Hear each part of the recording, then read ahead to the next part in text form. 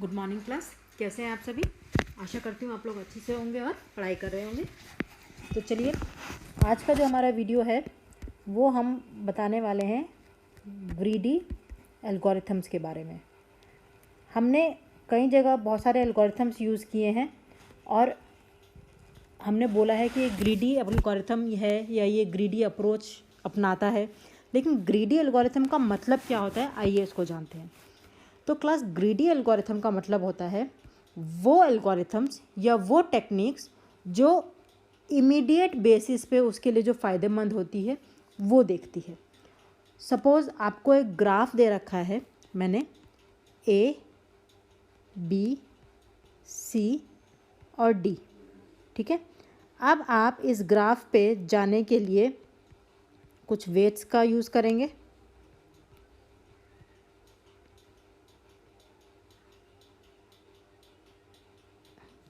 ठीक है।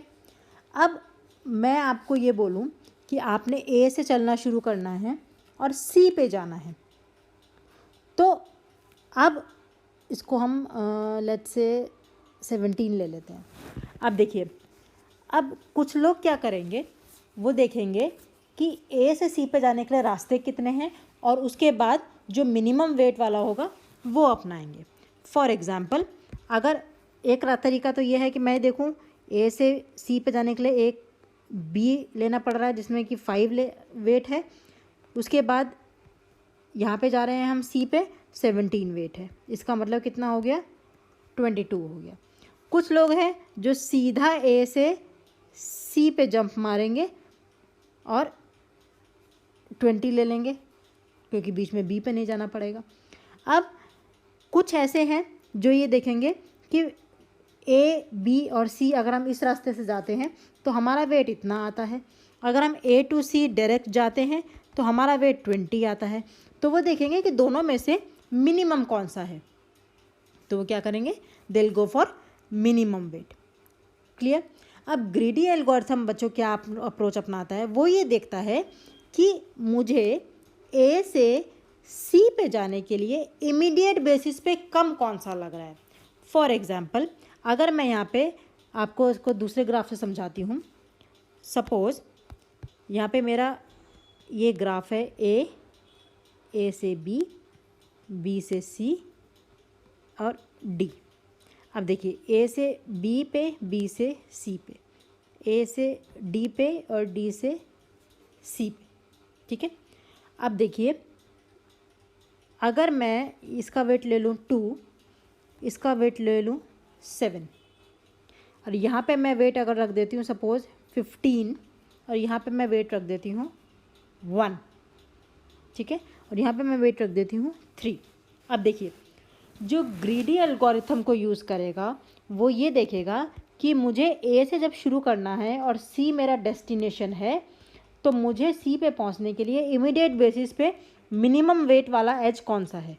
तो वो देखेगा कि ये तो 7 लेके जा रहा है और ये 2 लेके जा रहा है, तो मिनिमम कौन सा हुआ, 2 वाला हुआ, तो वो यहाँ पे चला जाएगा। अब बी से वो देखेगा मिनिमम लेके कौन सा जा रहा है, मिनिमम लेके जा रहा है ये, ठीक है।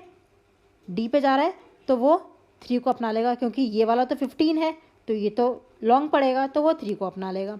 उसके बाद डी से हम चले गए सी पे, यानी कि हमारा वेट कितना आया टोटल, 2 + 3 + 1 = 6। अब देखिए, अगर यहीं पे मैं वेट को चेंज कर दूं, सपोज़ मैं इसको 3 की जगह 13 कर दूं, तब क्या होगा, तब भी वो रास्ता यही अपनाएगा। अब पहले वाले केस में तो ये ऑप्टिमल सॉल्यूशन था, क्योंकि अगर हम ए से डी पे और डी के बाद सी पे जाते तो हमारा वेट कितना आता, 8 आता, लेकिन 6 मिनिमम था तो ऑप्टिमल सॉल्यूशन था हमारा। ऑप्टिमल सॉल्यूशन मतलब जो होना चाहिए एक्चुअल में, जो हमारा सॉल्यूशन डिज़ायर्ड है।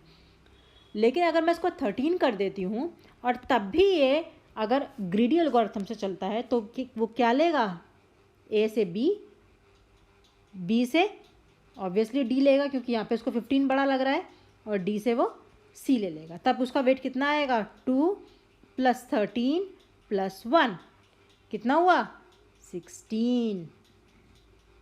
और जबकि उसका ये ऑप्टिमल सॉल्यूशन नहीं है। क्यों? क्योंकि वो ए से डी और डी से सी पे 8 वेट लेके आ सकता है, जो कि ऑप्टिमल सॉल्यूशन है। लेकिन वो क्या करेगा, वो इमीडिएट बेसिस पे देखेगा कि 2 और 7 में से कौन सा मुझे मिनिमम पड़ रहा है। तो ये यहाँ पे हम कहते हैं कि उसने ग्रीडी अप्रोच अपनाई है। ठीक है, वो क्या करता है, एक लॉन्ग डिस्टेंस को ना देख के, यानी कि एक ऑप्टिमल सॉल्यूशन लॉन्ग इफेक्ट को ना देख के शॉर्ट इफेक्ट देखता है। तो हम ये कह सकते हैं कि जो हमारा ग्रीडी एल्गोरिथम है, एक तो वो सिंपल होता है, अगर इसकी हम कैरेक्टरिस्टिक्स की बात करें कि एक तो वो सिंपल होता है, दूसरा वो स्ट्रेट फॉरवर्ड होता है। स्ट्रेट फॉरवर्ड मतलब सीधा सीधा काम करता है, कोई झोल झाल नहीं है। तो इसको हम ये कह सकते हैं कि ये एक टेक्निक है बजाय के एल्गोरिथम के। हम ऐसा भी बोल सकते हैं कि ये एक टेक्निक है, एल्गोरिथम है, लेकिन क्योंकि ये एक ग्रीडी अप्रोच अपनाता है तो हम ये बोल सकते हैं कि ये एक टेक्निक है जो कि करंटली अवेलेबल इन्फॉर्मेशन को उठा के, यानी कि जो उसके पास उस वक्त इन्फॉर्मेशन है उसको उठा के अपना डिसीजन तय करता है कि मुझे क्या डिसीजन लेना है, बजाय चाहे कि वो डिसीजन उसका ऑप्टिमल सॉल्यूशन पे उसको ले जाए या ना ले जाए, वो तब भी उसे अपनाता है। क्लियर है? अब बात आती है कि ग्रीडी एल्गोरिथम्स में कौन कौन से एल्गोरिथम्स आते हैं।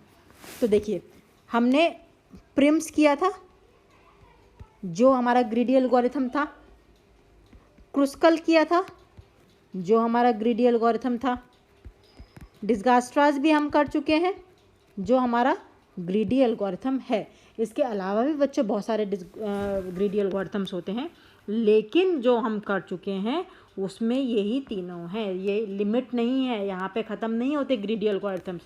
जैसे जैसे पढ़ते जाएंगे, मैथ्स में आगे बढ़ते जाएंगे, वैसे वैसे ग्रीडी एल्गोरिथम्स बढ़ते जाएंगे। ठीक है, लेकिन अगर आपको ग्राफ थ्योरी में पूछा जाए तो ये तीनों ग्रीडी एल्गोरिथम्स होते हैं। क्लियर है? आई होप ये आपको समझ में आया हो। एक तो ये शॉर्ट साइटेड होते हैं, ठीक है, दूसरा ये सिंपल होते हैं, स्ट्रेट फॉरवर्ड होते हैं, इनको हम टेक्निक्स बोल सकते हैं एल्गोरिथम के बजाय। तो ये होते हैं हमारे ग्रीडी एल्गोरिथम्स। अच्छा, और अगर इसके डिसएडवांटेज की बात की जाए, जैसा कि मैंने आपको बताया कि ये ज़रूरी नहीं है, there might be a possibility कि ग्रीडी एल्गोरिथम जो है वो ऑप्टिमल सॉल्यूशन या बेस्ट सॉल्यूशन हमारी प्रॉब्लम का ना दे। ये हमारा डिसएडवांटेज होता है ग्रीडी एल्गोरिथम का। आई होप आपको समझ में आया हो अब कि ग्रीडी एल्गोरिथम्स क्या होते हैं, और जब हमने प्रिम, क्रुस्कल्स और डिस्गास्ट्रास पढ़े थे तो हमने क्यों बोला था कि ये ग्रीडी अप्रोच को अपनाते हैं। क्लियर? तो चलिए अब नेक्स्ट वीडियो के लिए तैयार रहिएगा। नेक्स्ट वीडियो में मिलते हैं एक बहुत अच्छे से और आसान से टॉपिक के साथ। तब तक पढ़ते रहिए, अपना ध्यान रखिए और हमारा चैनल ज़्यादा से ज़्यादा शेयर और सब्सक्राइब कीजिए। Thank you.